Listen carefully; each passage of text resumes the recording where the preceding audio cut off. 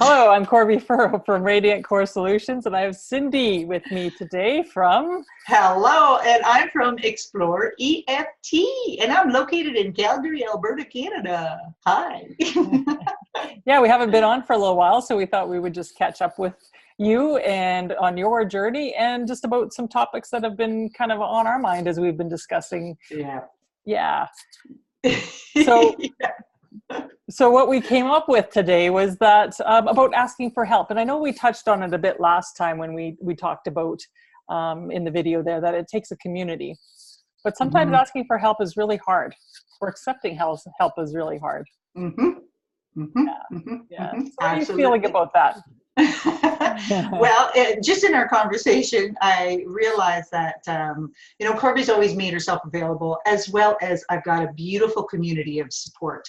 And people are always asking, what can I do for you? And at times I just don't know, because I just don't know. And then there are other times when I think, well, I can't really ask this person because I feel like I'm dumping on them and they're holding the energy that I'm dumping on them. I want somebody that can kind of come in, have their force field up, hold space for me, and then let me kind of go do my thing, but help me come back into focus. And I love my friends and family dearly, and they have been trying, but I just know that it's like, I can't give this to you. And that's one of the biggest things that I find for anybody going through a chronic disease or I don't think this is a life-threatening illness for me. I really see this as a bump in the road for me. It's not like I'm not afraid of it. Yeah. And it's hard for everybody else, because you've done a lot of work around that and the meaning of that, But for the average person, having a diagnosis of something is very scary. And so as our brain tends to go to the worst possible scenario, then everybody then starts projecting that on you, because they're like, oh my God, poor you, whatever. And that's not the kind of energy we need in the healing environment. Exactly. And that energy of positivity, of healing, of possibility. That's it. Because God bless them, some of my friends, when they look at me, they have this fear in their eyes. And there's no way. Normal. And that's normal. And that's so normal. Yeah. But I can't give them my fears or anything, because it's just going to perpetuate their fears. So it's going to sound a little goofy, but I guess I'm trying to be strong for them. But the problem with that is I don't have enough energy to do that. Well, that's not true. Sometimes I have enough energy to do it, but when I need what I need when I need it, I got to really think of, okay, who in my circle would be the one that's most likely that can just hold that space and get me through without mess. Judgment and without putting on their fears into it. And there's a book, and I cannot think of the name of this lady. She had cancer also, and she had about the circles. So in her circle, her innermost circle is her closest family and friends that are in the first circle. Everybody in that, the only one that you're allowed is to go, because you're the only one really going through this. So it's your feelings, your stuff. So you're the only one who gets to dump out on this. The people, nobody gets to dump in on you. In her model here, they get to dump out to the next circle, whatever they're worried about. Oh, I like that. The outer circle, then they can dump out, but nobody's allowed to dump in you, because they don't have your experience. They can feel for you, but you're the one who's actually going through it. So you make the space. And she said, so when she was going through something, she said, no, everybody's like, oh, I want to be there and support you. And she's like, no, I don't need you right now. I just need my own little world here. And because I'm the one going through this, this is what I need. And I need you to respect that. So that kept her safe in her space and her energy. And I'll have to find out who this is again. I can't remember. Yeah, that would be such a great model, because that's looking after you and conserving your energy and not allowing, like, say, everybody who's coming from a really good place, but it is draining on you. Yes. So you get that circle of, you get to be the controller of that circle, and nobody gets to dump in on you. It goes the other way. Yeah. And I know when I'm draining on people, and it's like, oh, that's not what I wanted to do.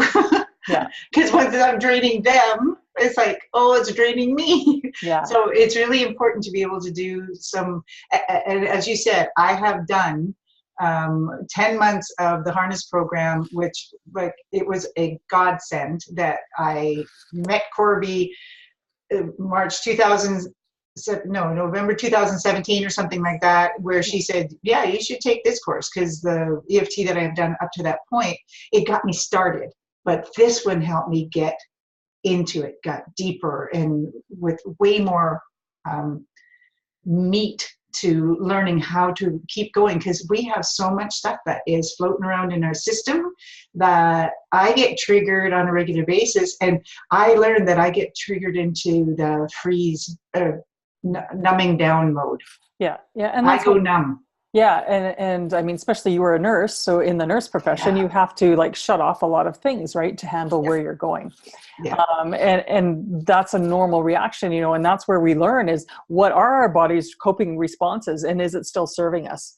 So when we look at it, like, how do we shift it? Where do we need to go? And you have to be able to recognize it. Like, now, this is where I go, and then when other people can just know that that's where you go, then they like, okay, how do we bring your energy up so we can help you and serve you better?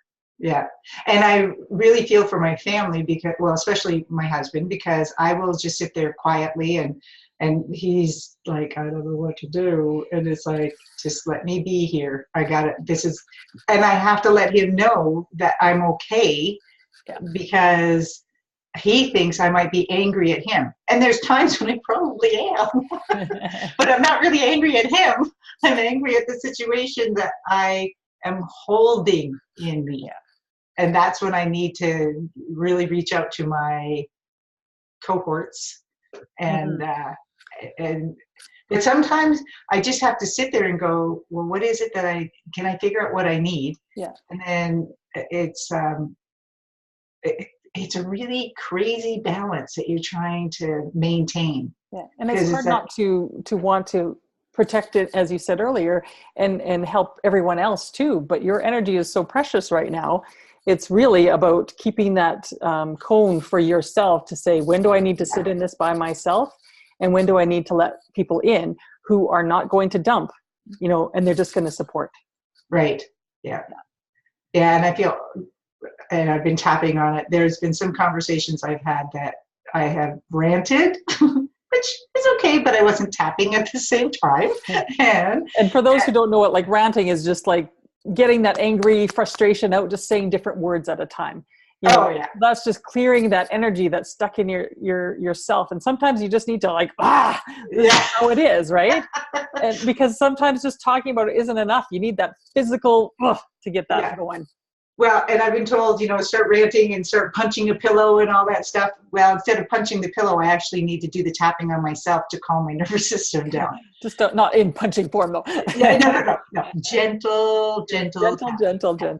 Just the stimulation of the meridian points so that it can calm my nervous system down. So. And we know, that the anger and everything else is there to teach us something. It's a bigger purpose within ourselves, even though we don't like it at times, It's like, I'm there again. Why am I angry again? And then, you're calming the nervous system down. Blood flow comes back to the prefrontal cortex, and you can start downloading the information that's been sitting there trying to get your attention all the way along. Exactly. Yeah. So it's just a beautiful process as long as you keep using it. Yeah. And I think knowing the time that there is time for quiet reflection and space for yourself, and there is a time to definitely ask for help. I know even myself, I get into that mode of my default mode is I help everybody and then forget about myself. So when I do my coaching session, sometimes I'm like, I'm good. I got it. I don't need to do any more work. Well, just a few simple questions that Corby asked me, and all of a sudden it was like, oh, I know what I'm holding on to. And we can't do it ourselves, and it does take that community and support to get that thread. We can go so far, and then it's like, okay, here's where I'm at, here's what I'm thinking. And when you're talking about holding that space, then, and I can sit with you and say, okay, this is what I'm hearing. Yes. And I'm not telling you what you should do or feel or anything. And I think that's what people need to understand is when you hold space for somebody, you're just allowing them to be with their thoughts really, and just being that mirror. Yeah. And so that they can hear what they've just said. Because, you know, often we'll talk and we'll say the stuff, but we aren't taking it in a different way, or you just put that little spin on it and it's like, oh, that's what I was doing. Yeah, I was just too close to the story. And then as Corby was asking the questions, it came into view. I couldn't see it because it was too close. Yeah. So thanks for that one. Oh, you're welcome. Yeah. So, and thank you for sharing this journey with us and just having this conversation today.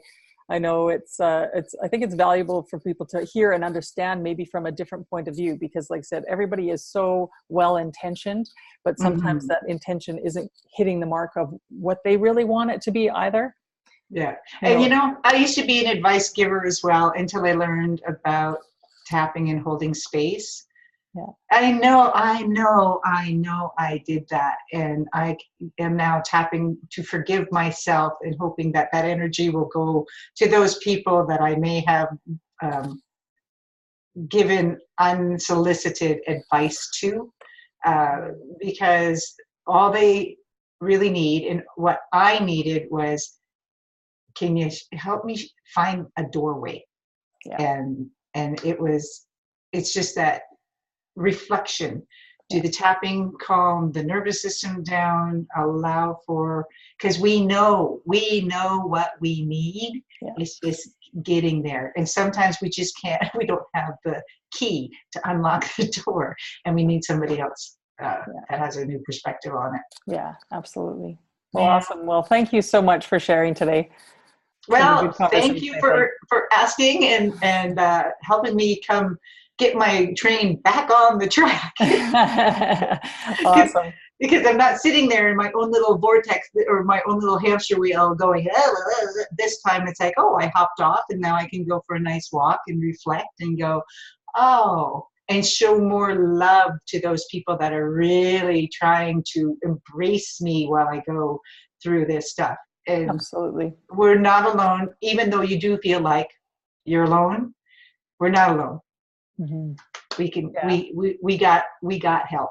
Yeah. And the thing is, you know, we're as alone as we want to be, or we allow ourselves to be. Right. True that. That is very true. Yeah. Okay. Awesome. Well, I look forward to our next conversation. Yes. Yes. Me too. Sending you lots of love. Thank you. I accept. Yes.